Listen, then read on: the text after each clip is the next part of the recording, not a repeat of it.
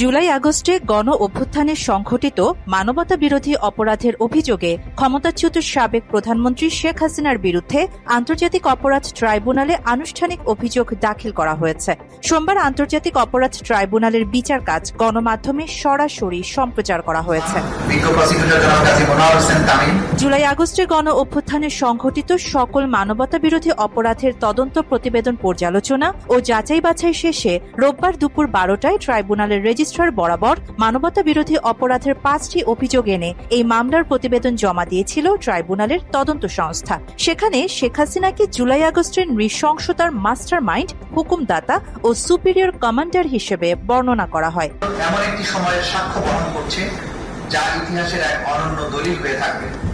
আমরা চাই এই বিচার হোক নিরপেক্ষ, প্রমাণ নির্ভর এবং ন্যায়।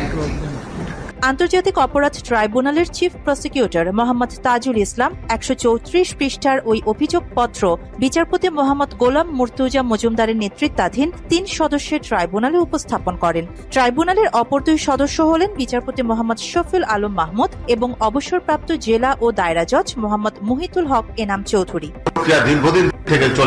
এর আগে বিচার কাজ সারা বিশ্বকে দেখানোর উদ্যোগ নেয় আন্তর্জাতিক অপরাধ ট্রাইব্যুনালের প্রসিকিউশন। এর অংশ হিসেবে রোববার বাংলাদেশের ইতিহাসে প্রথমবার ট্রাইব্যুনালের বিচার কাজ সরাসরি টেলিভিশনে সম্প্রচার করা হয়। গত বছরের 5 আগস্ট ছাত্র জনতার আন্দোলনের মুখে আওয়ামী লীগ সরকারের পতনের পর আন্তর্জাতিক অপরাধ ট্রাইব্যুনাল পুনর্গঠন করা হয়। পুনর্গঠিত ট্রাইব্যুনালের গণ অভ্যুত্থানে সংঘটিত মানবতা বিরোধী অপরাধের অভিযোগে প্রথম মামলাটি হয় শেখ হাসিনার বিরুদ্ধে। ওই মামলা ছাড়াও শেখ হাসিনার বিরুদ্ধে ট্রাইব্যুনালে আরও 2টি মামলা রয়েছে, যার মধ্যে একটি মামলায় আওয়ামী লীগ শাসনামলের 15.5 বছরে গুম খুনের ঘটনায় তাকে আসামি করা হয়েছে। অন্য মামলাটি হয়েছে রাজধানীর মতিঝিলের শাপলা চত্বরে হেফাজতে ইসলামের সমাবেশে হত্যাকাণ্ডের ঘটনায়। গত জুলাই আগস্টে ছাত্র জনতার আন্দোলন নির্মূলে আওয়ামী লীগ সরকার দলীয় ক্যাডার ও সরকারের অনুগত প্রশাসন সহ আইনশৃঙ্খলা রক্ষাকারী বাহিনীর একটি অংশ গণহত্যা ও মানবতা বিরোধী অপরাধ সংঘটিত করে বলে একের পর এক অভিযোগ জমা পড়ে ট্রাইব্যুনালে। জুলাই অভ্যুত্থান চলাকালীন সময়ে দেশব্যাপী হত্যাকাণ্ড, গুলি করে আহত করা, লাশ পুড়িয়ে দেওয়ার মতো যে সমস্ত অমানবিক কর্মকাণ্ড হয়েছিল, এই সমস্ত কর্মকাণ্ডগুলো তদন্ত করে প্রধান মাস্টারমাইন্ড, হুকুমদাতা এবং সুপিরিয়র কমান্ডার হিসেবে শেখ হাসিনার বিরুদ্ধে তদন্ত রিপোর্ট দাখিল করেছেন তদন্ত সংস্থা। তদন্ত প্রতিবেদনে মূলত 5টি অভিযোগ আনা হয়েছে জানিয়ে অ্যাডভোকেট তাজুল ইসলাম ট্রাইব্যুনালে তদন্ত প্রতিবেদন উপস্থাপন করেন। সেখানে শেখ হাসিনার বিরুদ্ধে মানবতা বিরোধী অপরাধে উস্কানি ও প্ররোচনা দেওয়ার অভিযোগ আনা হয়। প্রথম অভিযোগে পতিত সরকার প্রধান 14 জুলাই প্রেস কনফারেন্সে আন্দোলনরত শিক্ষার্থীদের রাজাকারের বাচ্চা, রাজাকারের নাতিপুতি বলেছিলেন। তার মধ্য দিয়ে আন্দোলনকারীদের বিরুদ্ধে রাষ্ট্রীয় বাহিনীগুলোকে লেলিয়ে দেওয়া হয়েছিল। তাছাড়া আওয়ামী লীগ, যুবলীগ, ছাত্রলীগ ও সহযোগী বাহিনী অক্সিলারি ফোর্স হিসেবে অস্ত্রশস্ত্র নিয়ে আন্দোলনকারীদের উপর ঝাঁপিয়ে পড়ে হত্যা করে, আহত করে এবং অন্যান্য মানবতা বিরোধী অপরাধ করে।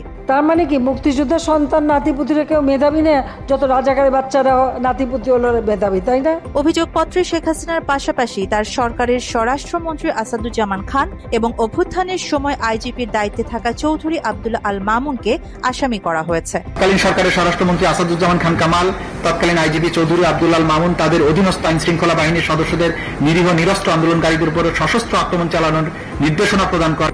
দ্বিতীয় অভিযোগে বলা হয়েছে জুলাইয়ের সেসব মানবতা বিরোধী অপরাধ ঘটানো হয়েছিল শেখ হাসিনার সরাসরি নির্দেশে।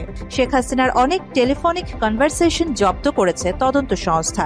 সেখানে শেখ হাসিনা রাষ্ট্রীয় সকল বাহিনীকে নির্দেশ দিয়েছেন হেলিকপ্টার, ড্রোন, এপিসি সহ মরণাস্ত্র ব্যবহার করে নিরস্ত্র নিরীহ আন্দোলনকারী সিভিলিয়ান পপুলেশন যারা শান্তিপূর্ণ আন্দোলনরত ছিল তাদের সম্পূর্ণ নিশ্চিহ্ন বা নির্মূল করার নির্দেশ দিয়েছিলেন।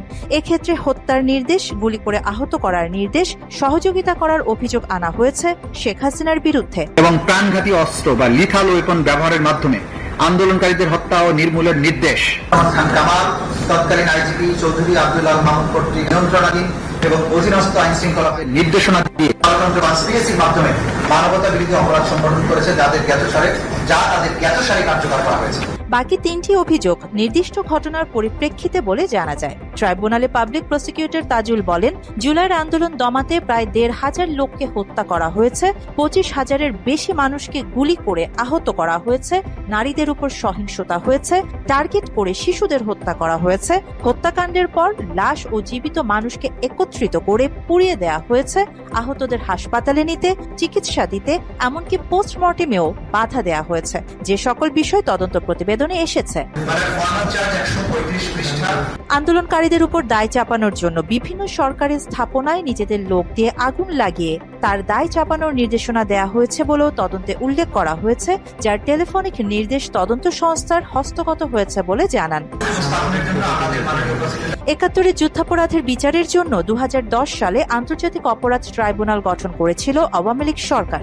২০২৪ সালের ৫ আগস্ট আওয়ামী লীগ সরকারের পতনের পর এই ট্রাইব্যুনালেই শেখ হাসিনা এবং তার সহযোগীদের বিচারিক কার্যক্রম শুরু হয়েছে। আদালত রাষ্ট্রপক্ষের অভিযোগ আমলে নিয়ে আগামী তারিখে আসামিদের আদালতে হাজির হওয়ার নির্দেশনা দিয়েছে। বাংলাদেশের ইতিহাসে এই প্রথমবার আদালতের সকল কার্যক্রম গণমাধ্যমে সরাসরি সম্প্রচার করা হয়েছে। আরিবা জাহান, বাংলা এডিশন।